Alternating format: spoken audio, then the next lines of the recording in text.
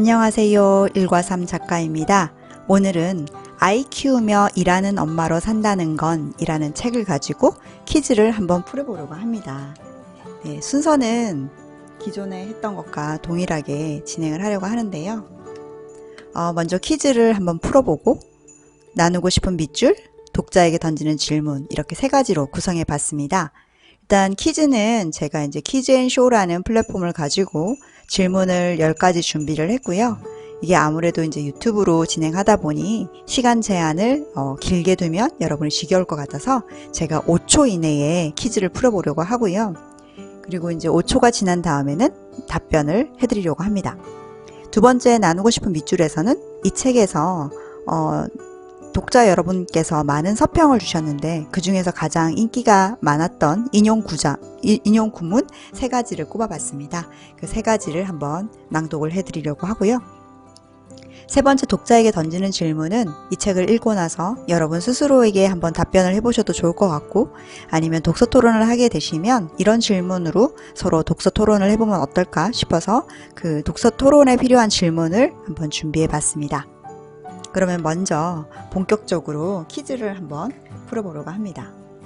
네, 퀴즈는 제가 퀴즈앤쇼로 한다고 말씀을 드렸고요. 그래서 그렇게 진행을 해보도록 하겠습니다.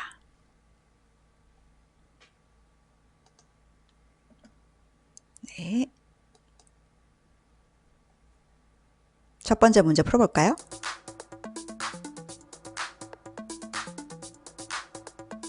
네, 5초가 지나서 답변을 드리면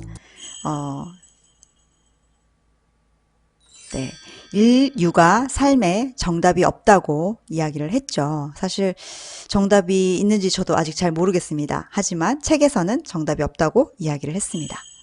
두 번째 문제 풀어볼까요?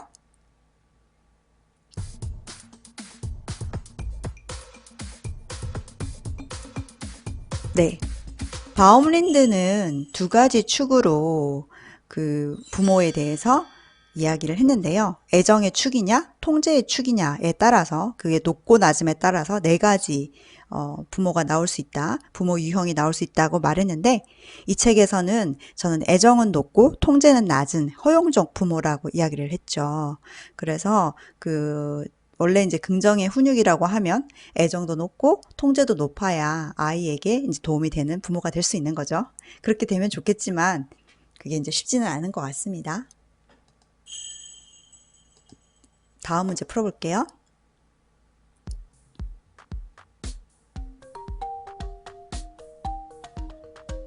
네, 시간이 지나고 나니 후회가 되는 세 가지가 있다고 말씀을 드렸고, 그 세 가지에 해당하지 않는 게 무엇인가 라는 질문이었죠. 그래서 이제 아이 스스로 실천해보고 좀 더 많은 독서 습관을 들이고 다양한 경험을 해주고 싶었지만, 나름 노력은 했지만 그 부분이 좀 많이 후회가 된다 이야기를 했어요. 최고의 대우는 아니었습니다. 다음 문제 풀어볼게요.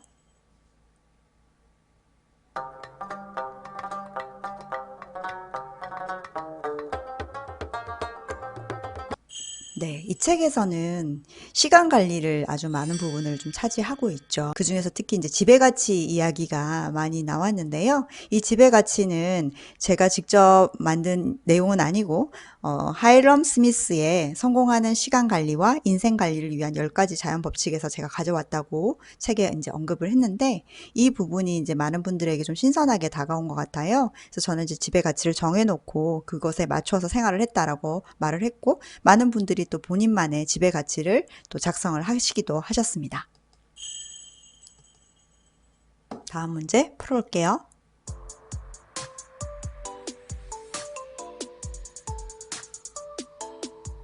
네, 인생에 숨겨진 세 가지 비밀, 세 가지를 이제 얘기했는데, 첫째가 통제할 수 있는 시간은 지금이라는 비밀, 둘째는 통제할 수 있는 사람은 나라는 비밀, 셋째는 지금 내가 선택할 수 있는 감정은 긍정이라는 감정. 이 세 가지가 인생의 비밀 세 가지라고 이야기를 했습니다.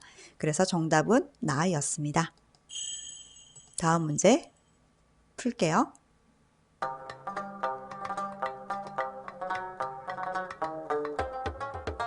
네, 건강관리 특강을 듣고 이제 결심한 세 가지를 이제 건강관리 측면에서 말씀을 드렸는데, 담배는 피지 않기 때문에 금연은 결심하지 않았습니다. 물론 금연도 중요합니다.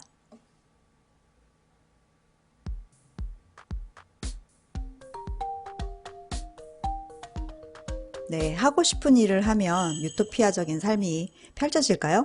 저 잘못 누른 것 같네요. 네, 아니죠. 네, 아니라고 했습니다. 정답은 잘못 눌렀고요. 유토피아적인 삶이 펼쳐지지 않고, 모든 일에 좋은 일은 없는 거죠. 항상 즐거운 일은 없는 것 같습니다. 하지만 그 일이 주는 가치를 생각하면서 더 열심히 일을 할 수 있었다. 그런 말씀을 드렸습니다. 다음 문제.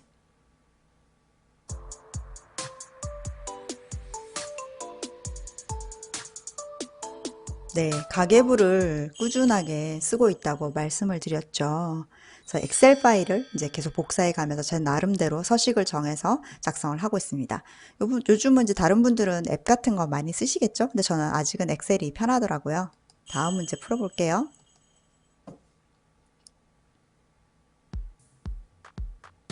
이게 참 주관식입니다. 입력을 해주시면 될 것 같아요. 그래서 제가 입력하지 않고 이거는 그냥 넘어갈게요. 제가 제출을 해야 되는 거죠. 네.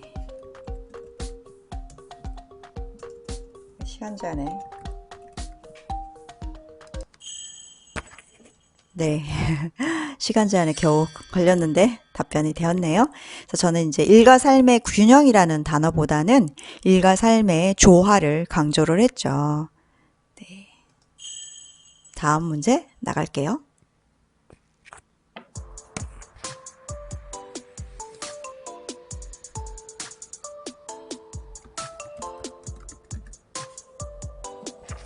네.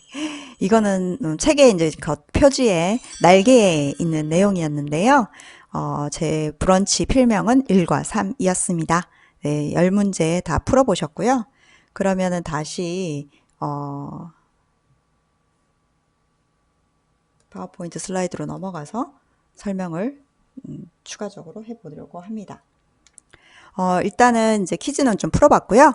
나누고 싶은 밑줄에 대해서 말씀을 드리려고 합니다. 네, 아까 세 가지 많은 인용한 문장을 제가 가지고 왔다고 말씀드렸는데, 첫 번째는 개인의 삶과 육아 중 어떤 것을 먼저 해야 할까요? 라는 내용 중에서 나온 것입니다. 아이가 어릴 때는 무게중심을 살짝 아이 쪽으로 옮기되 자신을 지켜나가는 거죠. 아이가 성장해 나가면 그제야 무게중심을 자신에게 가져오는 겁니다. 살짝 지켜오던 자신에게 무게중심을 싣고 이제는 아이를 지켜보는 거죠. 네, 무게중심이 아이가 어릴 때는 아이 쪽에 좀 갔다가 아이가 성장하면 이제 본인의 삶에 충실하자, 그런 내용이었습니다. 다음은 이제 지배가치와 관련된 내용인데요. 지배가치를 정하려면 내 인생에서 제일 우선에 두어야 하는 것은 무엇인가? 가장 소중하게 여기는 것은 어떤 것인가? 라는 질문에 대답할 수 있어야 합니다. 지배가치는 우선순위가 가장 높은 것이지만 이상과 현실에는 간극이 생기기 마련이지요. 속으로는 우선순위가 높다고 생각했지만 실제 상황에서 다르게 행동하는 자신을 발견할 수 있어요. 이때는 지배가치를 수정하거나 행동을 개선해 나갑니다. 그러면 마음의 평화를 경험할 수 있어요.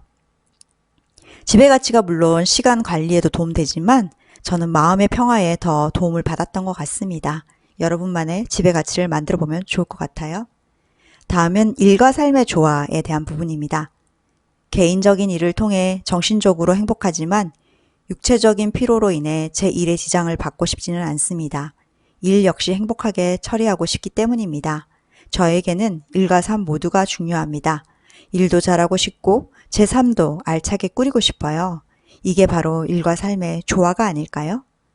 제 나름대로 생각한 일과 삶의 조화의 정의였습니다. 그러면 세 번째, 독자에게 던지는 질문을 말씀드리려고 합니다. 여기서 나오는 내용은 여러분이 독서토론 발제문으로도 사용해 보시면 좋을 것 같은데요. 이렇게 준비를 해봤습니다. 기본적으로 독서토론을 할 때 첫인상과 읽은 후 느낌, 별점 뭐 이런 거 이야기 나눌 수 있을 것 같고요. 가장 흥미로웠던 부분이라든지 기억에 남는 구절, 밑줄을 서로 좀 나누고 이유와 사례를 들어서 설명해 주시면 좋을 것 같죠? 그리고 이제 제가 일과 삶의 조화가 사실 이 책의 핵심이기도 하거든요. 그래서 여러분이 생각하는 일과 삶의 조화는 어떤지, 여러분은 지금 그 조화를 잘 누리고 계신지, 어떤 어려움이 있는지 그런 부분을 좀 나누시면 좋을 것 같고요. 그리고 이제 인생의 수레바퀴도 아주 중요하다고 생각해요. 인생의 수레바퀴는 일이나 커리어, 사회적 관계, 가족 육아, 개인의 성장, 취미 여가, 건강, 돈, 그리고 기타 뭐 영성적인 거나 종교 같은 게 될 수도 있겠죠. 그런 것들 중에서 어떤 부분을 좀 늘리고 싶은지, 그 이유는 무엇인지.